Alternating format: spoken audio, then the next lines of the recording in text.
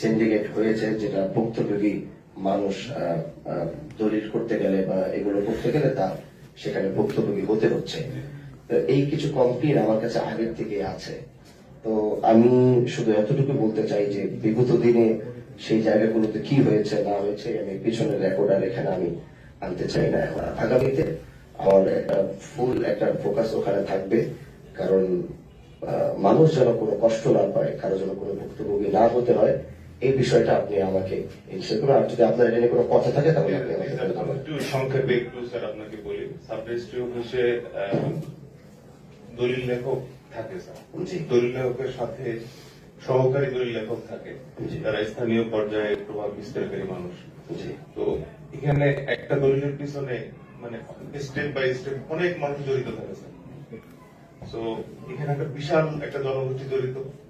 তো আপনি যদি স্যার একটু মানে আমার অফিসে আমার আপনার দাওয়াত থাকলো স্যার, যদি কোনোভাবে আপনি নিজে এসে মানে শুধু একা আমার পক্ষে আপনি মানে খোঁজ নিয়ে দেখবেন যে আমি মানুষকে হয়রানি করছি, কিন্তু এখন প্রত্যেকটা স্টেপ বাই স্টেপ মানুষ কিভাবে আসতেছে এটা স্যার আমার একার পক্ষে স্যার চেক করা সম্ভব না স্যার।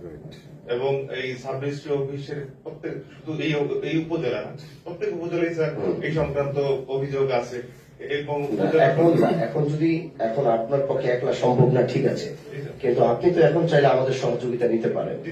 আমাদের টিউনো মহোদয় আছে, ওসি সাহেব আছেন, এসপি সাহেব আছেন। তো আপনি যদি চান যে এই জায়গাটাতে ঠিক করা দরকার, কারণ এখানে একটা দলিল লিখতে গেলে সরকারি ফি আছে এখানে বলো কত টাকা সরকারি ফি? আচ্ছা, তো সেইখানে দেখা যায় যে জোরপূর্বক ভাবে এখান থেকে কিন্তু একটা ভালো একটা অ্যামাউন্ট তাদের কাছ থেকে নেওয়া হচ্ছে। এটা একটা গেল। তারপরে মনে করেন এই ধাপে ধাপে ধাপে ধাপে টাকা দিতে দিতে মানে একটা গরিব মানুষের অবস্থা, ওখানে একটা জমি, এজন্য মানে এটা কি নাম করবে এই মানুষ আর চাই না যে ওখানে গেলেই টাকা ছাড়া কোনো কথাই নেই। মানে সমস্যা দুইটা আছে স্যার। মানে একটা আমি আপনাকে একটু সহজে একটু ব্যাখ্যা দিই স্যার। একটা সাবকবলা দলিল যদি আপনি ইউনিয়ন পর্যায়ে রেজিস্ট্রি করতে হয়, সেক্ষেত্রে দলিল মূল্যের 7.5% টাকা দিতে হয়। অনেক মানুষ মনে করে যে এই টাকাটা মনে হয় দিতে হচ্ছে, কারণ দলিল লেখকের কাছে তারা টাকা দেয়। অনেকে পে অর্ডার রিজার্ভ করে না, দলিল লেখক পুরো টাকাটা নিয়ে নিল। এখন অনেক মানুষের ধারণা হইলো পুরো টাকাটাই মনে হয় আমার দলিল রেজিস্ট্রি করতে লাগে, কিন্তু গভর্নমেন্ট সেক্টরে কিন্তু 7.5% টাকা স্যার সাবকবলা দলিল রেজিস্ট্রি করতে চলে যাচ্ছে। উপশহরের দলিলগুলোতে আরো বেশি খরচ হয়। এবার দলিলে শুধুমাত্র খরচ কম আছে স্যার, এবার ঘোষণা দিয়েছে। আমি আসার পরে স্যার আমি আপনাদের ফ্যামিলির লোকজনকেও আমি সার্ভিস দিয়েছি স্যার। আমার কাছ পর্যন্ত যদি স্যার কোনো মানে বিষয় না আসে, আমার কাছে আসলে যেটা হয় আমি যদি রিজেক্ট করতে না পারি আমি অন্যজনকে জানাইতে পারি, কিন্তু যদি আমার কাছে কোনো বিষয় না আসে আমি নিজে স্বতঃপ্রণোদিত ভাবে কোনো বিষয়ে ঘাটতে গিয়ে মানে আরো মানে মেসাকার সৃষ্টি করে মানে সার্ভিসটাই যদি আমি একটা হুমকির মুখে ফেলতে চাই না স্যার, এটা আমার কাজ না। এই কথার মধ্যে আমি কোনো একটা বিষয়ে জায়গাটা কিন্তু এই জায়গা যেটা বলছে যে আমি কোনো একটা বিষয়ে পাঠিয়ে দিতে গিয়ে সিস্টেমটা ব্যাহত হয়। এক মাস যদি কোনো উপজেলায় দলিল লেখা বন্ধ হয়ে যায়, তাহলে সাধারণ মানুষকে কিন্তু স্যার কন্ট্রোল করা সম্ভব না।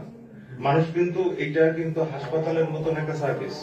এবং আপনাকে আমি বলে রাখি, ইতিপূর্বে এই রিসেন্টলি কেউ আসেনি, গত 2বার 2টা গ্রুপের লোক আসছিল অফিসে, আসতে আমাকে বলছে যে এরকম বেশি টাকা নেওয়া হয়। আমি তাদেরকে বলছি যে ওনারা বলতেছে যে এটা করি ফিক্স করে দেওয়া যায় কিনা। আমি বললাম যে আমি সরকারি অফিসার হিসাবে আমি কারো টাকা ফিক্স করে দেওয়ার দায়িত্ব আমার না, কে কত টাকা মজুরি নিবে এটা আমি ফিক্স করে দিতে পারবো না। এটা আপনারা করেন, আমার সহযোগিতা যদি লাগে আমি সেটা বাস্তবায়ন করবো, কিন্তু আমি তো স্যার এই দলিল লেখকের ফিস ঠিক করে দেবো না স্যার, এটা তো আমার দায়িত্ব না। আমার দায়িত্ব হলো যথাযথ ভাবে যদি কাগজপত্র আমার নিকট সাবমিট করে এবং সেটা আমি রেজিস্ট্রি করে দেবো স্যার, এটাই আমার কাজ। তো আমি এটা করতেছি কিনা স্যার, আমার কাছে এই দলিলটা পড়ে থাকতেছে কিনা, বা আমার কাছে মানুষ হয়রানি হচ্ছে কিনা, এইটা হলে এই বিষয়টা স্যার আমি দেখতে পারি, কিন্তু কোন একটা বিষয়ে আমি শতপ্রণোদিত ভাবে গিয়ে ঢুকে এই যে একটা ব্যাখ্যা আছে, এটা যেমন বললাম স্যার 7.5% টাকা, অনেকে মনে করছে পুরো টাকাটাই দলিল নিচ্ছে, সাব রেজিস্টার দিচ্ছে। মধ্যস্থ ভোগী যারা, তারা অনেক পর্যায়ের লোক যুক্ত থাকে, একদম গ্রামের মাতবর থাকে, সেখান থেকে গ্রামের আমিন থাকে, সেখান থেকে সহকারী দলিল লেখক থাকে, স্যার বিভিন্ন ভায়া হয়ে দলিলটা আমার পর্যায়ে পর্যন্ত চলে আসে স্যার। তাহলে প্রত্যেকটা ভায়া হয়ে প্রত্যেকটা পর্যায়ে যদি মানুষ কে কিভাবে টাকা নিচ্ছে স্যার, এবং আমার চাকরির বয়স হলো 10 বছর, আমি প্রথম দিকে খুব শতপ্রণোদিত ভাবে এইসব করতে গেছিলাম স্যার। কে কত টাকা দিচ্ছেন, আমি বিব্রতকর সিচুয়েশন করছি, বা পাবলিকের সাথে দলিল লেখকের সেই সম্পর্ক আছে, আমার সামনে বলছেন না টাকা নেয়নি, আমি বিব্রত, আমি বেজ্জতি হয়েছি, দলিল লেখকের কাছে আমার বেজ্জতি হয়েছে স্যার। আমি 10 বছর এই ডিপার্টমেন্টে আছি স্যার, আমি এসব করে প্রথম করে দেখছি, এখন স্যার আমি এসব করি না। আমার কাছে যদি ডিউ প্রসেসের কাগজ আসে আমি করে দিই, আমার কাছে কোনো কাজ পেন্ডিং থাকে না। আমি স্যার ওই যেদিন আপনার হয়তো একজন প্রতিনিধি একজন আসছিল আমার কাছে, যদি আপনার পরিচয় ব্যবহার করেনি, সে বেশি টাকা নেয় এইসব একটা, দুই একজন সাংবাদিক সহ আমার কাছে, আমি বললাম আপনারা সেটেল করেন, আপনারা স্থানীয় মানুষ, আপনারা সেটেল করেন, এখানে আমি সরাসরি যেটা জড়িত হতে পারবো না, মানে কে কত টাকা নিবে, কারণ এই যারা দলিল লেখক বা সহকারী দলিল লেখক, যারা স্থানীয় মানুষ, এরা সব শিক্ষার মানুষ। তো এটা বলতে আমি ঢুকতে পারবো না। আমি ইনশিওর করতে পারি যে আমার কাছে সঠিকভাবে কাগজপত্র নিয়ে আসছে, সার্ভিস পায় নাই, সেটা আমি এনশিওর করতে পারি স্যার। আমি এই জিনিসটা দেখছি স্যার। আপনাকে একটু আমি সেটা হচ্ছে, মনে করেন যে একটা দলিল লিখতে আমার ইউনিয়ন পর্যায়ে আমার 10% জমি আমি সমস্যা অফিসারের কাছে বিক্রি করবো। এখন যেটা বললেন যে এই 10% জমি বিক্রি করতে সরকার কত টাকা নিচ্ছে, এই জিনিসটা যদি আপনি এখানে যারা আছে, এখানে তো যারা আছে সবাই তো শিক্ষিত, এরা কেউই জানে না, কেউই জানে না যে এই আপনার 10% জমি বিক্রি করতে সরকারকে আপনার কত টাকা দিতে হচ্ছে। যে সরকারকে আপনি সাপোজ সরকারকে 65,000 টাকা নিচ্ছে, এখন যদি তার কাছ থেকে 1 লক্ষ টাকা চায়, তার মানে 65,000 মাইনাস 1 লাখ, বাকি টাকাটা হচ্ছে ব্রাইব, বা আপনি যেটা বলেন যেটাই বলেন, এখন মধ্যস্বত্বভোগী যেটাই বলেন। এখন আপনাকে তো আগে জানতে হবে যে আমার এই 10% জমি বিক্রি করতে আমার এত টাকা সরকারি ফি, এটাই কিন্তু জানে না। এখন এখানে যারা আছে আপনি তাদেরকে বলেন, কেউ বলতে পারবে না। এখন এই জিনিসটা আপনি যদি দৃশ্যমান কোন জায়গায় পাবলিক, আমার অফিসে স্যার সম্পূর্ণ পূর্ণাঙ্গ চার্ট আছে। আপনি স্যার আপনারও দাও থাকবে স্যার, আপনি একদিন আসেন, আপনি দেখেন যে আমরা মানে সম্পূর্ণ মানে ফিসের তালিকা, এটা স্যার সিটিজেন চার্টারই আছে স্যার। সিটিজেন চার্টার না বলতেছি, আপনি একটু মানুষের উপযোগী করে, মানুষ যারা সাধারণ মানুষ যারা বুঝতে পারে, অফিস ক্যাম্পাসে স্যার টাঙানো আছে স্যার, মানে মানুষ যেন সহজে বুঝতে পারে। এটা আরো হয়তো আমি জানি না, বুঝতে পারি না। আমি স্যার আরেকটু বুঝিয়ে বলি স্যার, এটা হলো জমি রেজিস্ট্রি মূল্য নির্ভর করে হলো এক এক মৌজার,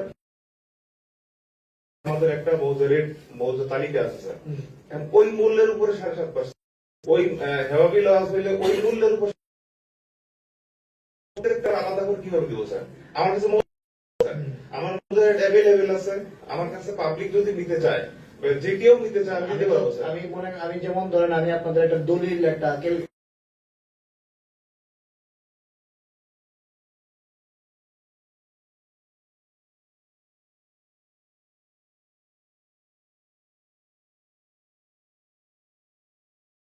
আমি বলছি না কালকেই করে দিবেন, করতে পারেন কিনা, আমি জাস্ট আপনাকে একটা প্রপোজাল দিচ্ছি।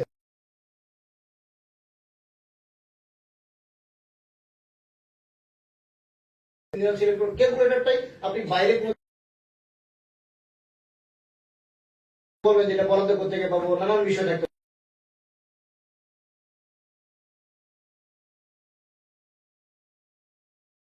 সরকারের ফি কত টাকা এখানে হিসাব করুন, এরকম একটা আপনি দিন।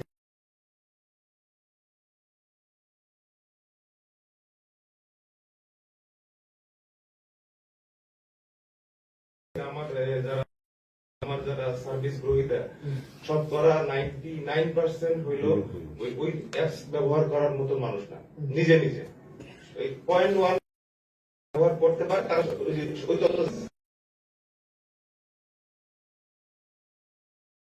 তথ্য নিয়ে আমার কাছে সরাসরি চলে আসে।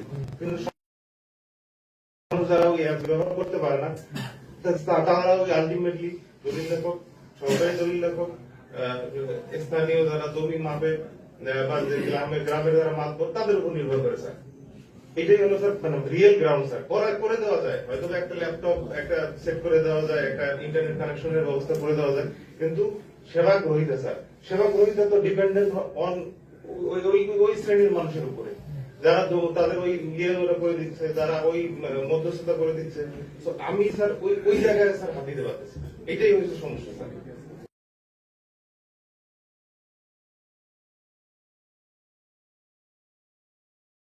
শেষ হলো আমরা পরবর্তী আমার একটু ব্যক্তি বিটার এক্সপিরিয়েন্স এখানে শুরু হয়। এই যে আমাদের সাব রেজিস্ট্রার মহোদয় যা বলছেন এটা চরম বাস্তবতা। উনি যদি কোনোভাবে কোন একটা দলিলে একটার জায়গায় গ্রামারের বাইরে দুইটা প্রশ্ন করে বাইরে ওনার বিরুদ্ধে অনাস্থা দিয়া এই মানববন্ধন শুরু করে দিলে ওনার চারিত্রিক দুর্বলতা নিয়ে আসবে, তখন ওনার পোস্টিং নিয়ে খারাপ, চাকরি নেটা নেই, নিজের নিরাপত্তার কারণে ওদিকে তাকায় না। উনি তাকায় যে খতিয়ান নম্বরটা 1 নম্বর, জমির ধরন, ফিস, সরকারি ওই চালানটা ঠিক আছে কিনা, পেওয়াটা সই দেওয়া, ওই যে দরজার বাইরে যা হচ্ছে এগুলিতে উনি অ্যাটেনশন দিলে ওনার বিপদ। উনি বহিরাগত লোক, আর সব লোকগুলি হলো শিবচরে। আপনি যদি স্যার বেটার সার্ভিসটা এখানে এনশিওর করতে চান, এই যে আপনার যে মোড়া লাড়িয়ালা একটা বাহিনী যদি ওখানে দিয়া এই সিন্ডিকেট যদি না ভাঙতে পারে, এই দলিল ডিজাইনার তার দালাল বিরাট এটা আবহমান কাল, কারণ নগদ টাকার ব্যাপার তো, এটা জমতে জমতে এমন মোটা হয়েছে চর্বি, আপনি এটা একটা হার্ড ড্রাইভ দিতে পারেন যদি সাধারণ মানুষের সেবা নিশ্চিত করতে পারেন। আমি একাধিক মামলা তদন্ত করছি এই সংক্রান্তে, আমার ব্যক্তিগত অভিজ্ঞতা, প্রফেশনাল এক্সপিরিয়েন্স থেকে কথাটা বলছি। এবং ওই যে কথাটা বলছে যে রেট 7.5%, 6%, একটা হলো সরকারি তালিকা, আর ওদের কাছে থাকে আবার আরেকটা তালিকা যেখানে বয়মূল্য লেখা আছে 45,000 টাকা, ওরা এটা 95,000 টাকা লিখে আর একটা তালিকা ওই শো করে। এইভাবে নানান তরিকা এখানে হয়রানি, এগুলি বলে এই টেবিলে বলে ডিভাইড করা হবে না। এজন্য যদি আপনি এই সেবাটার সাথে মানুষ একেবারে প্রান্তিক মানুষ জড়িত, যদি মৌলিক সমস্যা এটা যদি একটু শিওর করেন স্যার, আপনার এই উপস্থিতি, আপনার নব আগমন মানুষের হারে হারে উপলব্ধি করবে।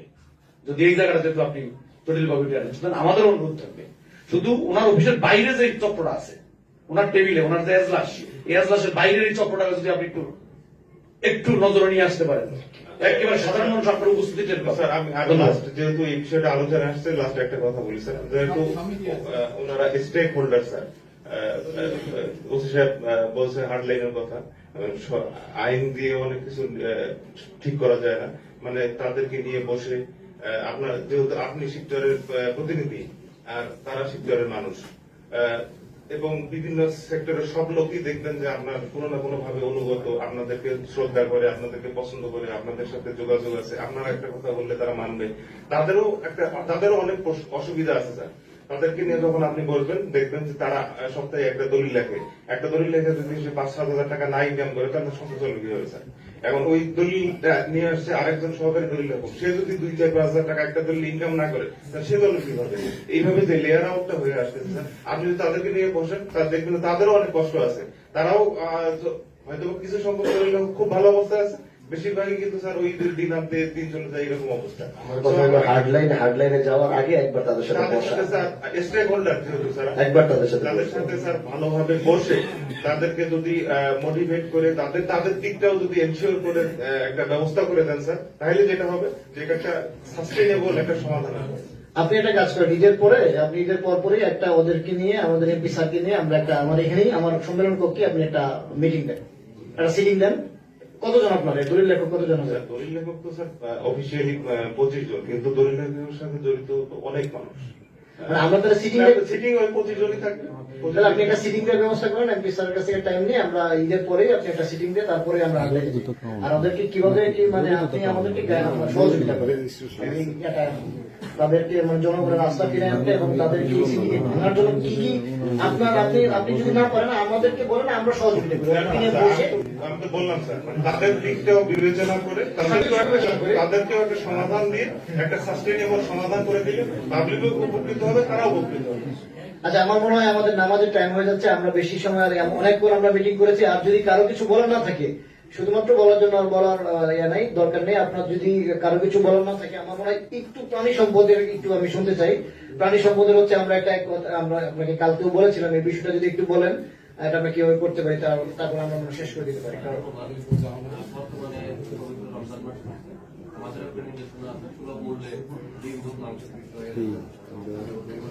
আমাদের সেন্টারে শুরু হয়েছে, ঢাকায় শুরু হয়েছে। আমাদের এখানে সমস্যা হচ্ছে সেক্টরে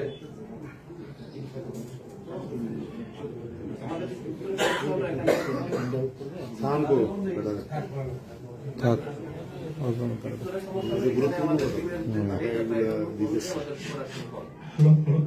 আমি গতকাল বাজার ভিজিট করেছি। আমাদের বর্তমান ডিমের প্রাইস হচ্ছে ওখানে পাইকারি প্রাইস হচ্ছে 7 টাকা 95 পয়সা, ওরা কিনছে, বিক্রি করছে 8 টাকা 8.5 টাকা পার পিস। বর্তমানে আমার খামারে ফিডের দাম কমে নাই, ডিমের দাম দ্রুত কমে গেছে। এই ক্ষেত্রে আমি তো এখানে সুলভ মূল্যে বিক্রি করবো, ওর যে ওই যে মূল্যে সে বাজারে বিক্রি করছে ওতেও কিন্তু খামারে আমার লস। এইভাবে তো 2টা মাস চলে আমার খামার, সব খামারগুলো বন্ধ হয়ে যাবে। এখন এর চেয়ে আমি কম রেটে কিভাবে বিক্রি করবো? এবং আমাকে যদি বিক্রি করতে হয়, যেমন আমার পরশুদিন ছাড়ছিলেন 20 ফেব্রুয়ারি রাতে, আমার এখানে যদি ডিম আনতে হয় আনতে হবে আমার রাজবাড়ি থেকে বা পাবনা থেকে, এখানে খামার কম, সেখান থেকে যদি আনতে আমার ট্রাক ভাড়া দিতে হবে। এই প্রক্রিয়াটা ম্যানেজ করার জন্য আমাদের তো আসলে সেলিং উইক আমাদের নেই। তারপরে আমাদের জন্য বলতে সেখান থেকে জনবল দিতে হবে। এই প্রক্রিয়াটা ম্যানেজ করাটা খুব একটা জরুরি প্রক্রিয়া। আর গরুর মাংস বিক্রি করার বিষয়ে আপনি বলছেন যদি কোনো